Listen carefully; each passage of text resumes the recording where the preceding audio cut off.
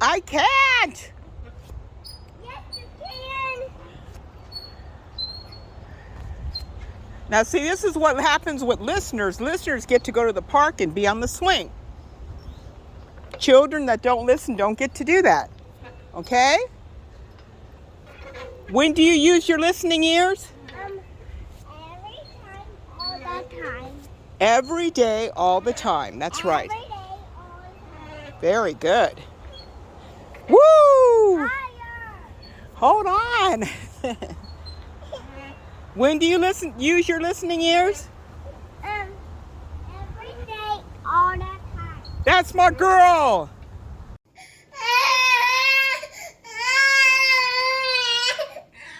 What is it?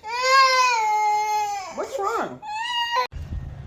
So I'm here in the park with my little charges, my two little girls, and I'm not going to show you their faces because I don't have their parents' permission, but I am their nanny, and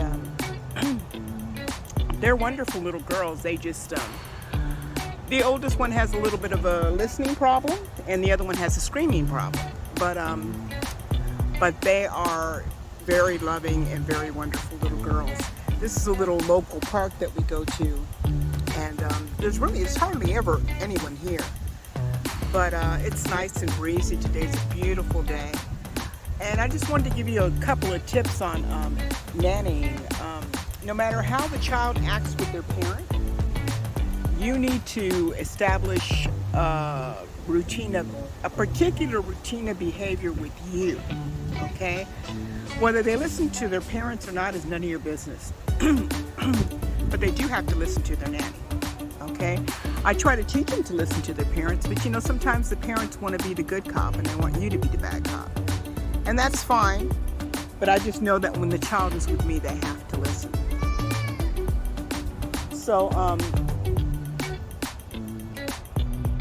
and the way you get them to listen is that you tell them, use your listening ears, and you motion to your ears, and you act like you're turning the volume up on your ears, and you have little prizes like let's say I have some lollipops or something, or I'm doing something special, some special craft, and they tell me, can they do that with me? I say, well, this is only for listeners, so are you a listener? And if they say yes, I'm a listener, then you be careful up there. Hey, be careful. Wait a minute. Now, see, this is what I mean. Very demanding, though. They are very demanding. Their parents are very hands-on with them, which is wonderful. But they tend to be very demanding. Some asshole brought their dog to the park and left their big old poop there. So inconsiderate in a children's park. I mean, it's ridiculous. People are such pigs. Anyway, that's so aggravating. I don't understand. Some selfish prick. Of course, I don't talk this way around the children. But so see, that's what those wood bees do to the wood. I mean, they really chomp into it. So here we go. Just walking around here. The one reason I think a lot of parents don't come to this park is because the ground is very uneven. Go on the slide, boo. And it's hard for little babies to walk. Ground's very uneven. They try though. It's good for their muscles and everything, but it's very uneven. Anyway, so I train my children through a series of bribery and threats. That's what works for every nanny, and no one will tell you that. But if you really want your kids to obey, you bribe them with something they like. Doesn't have to be candy. It can be anything. And or you tell them that or you threaten them. You say, we're not going to go to the park if you don't listen. Or you can tell them we're not going to go to your little friend's house if you don't listen, because everything they do and everything you give them is a privilege. So stress that to them. You don't get to play with that bicycle because playing the bicycle is a privilege. If they say, for instance, I want to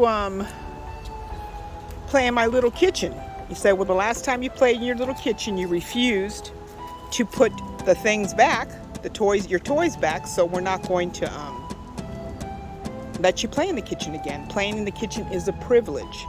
If you want that privilege, you have to listen, and you have to listen to what I'm telling you. You have to clean up after yourself. You have to do cleanup. So it's just a series of things like that. Everything they get to do is a privilege, okay? You need to stress that to them.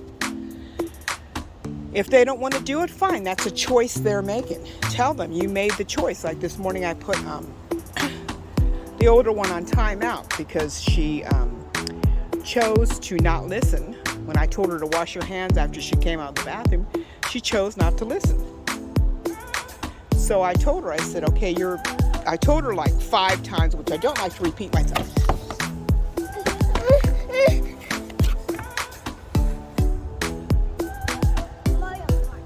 No, this is not Memorial Park. This is another park.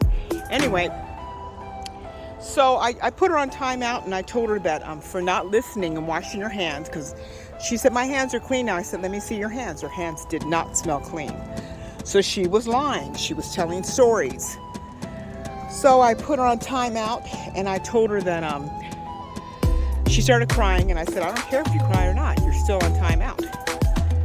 And you have to have consequences. Life is about decisions and consequences. Decisions and consequences. If you make good decisions, you get good consequences. If you make bad decisions, you get bad consequences. Okay, and you let the child know that they always have a choice. Now, I asked her a couple of times if she wanted to. I said, what you just did, was that a good choice or a bad choice? And she says it's a good choice, just to be contrary. I said, fine. If you think that's a good choice, well, you're going to be in timeout. Because that's a consequence of that choice. And you know it. So far it's working very well. It's always worked very well for me. So that's just, try it out. I'll be giving some further tips on nannying. And I'll tell you how it's going. Appreciate what you already have, and let's make it a great day. Thanks for watching. Is that Daddy? And much love. No, Is it's that Daddy? that's not Daddy, baby.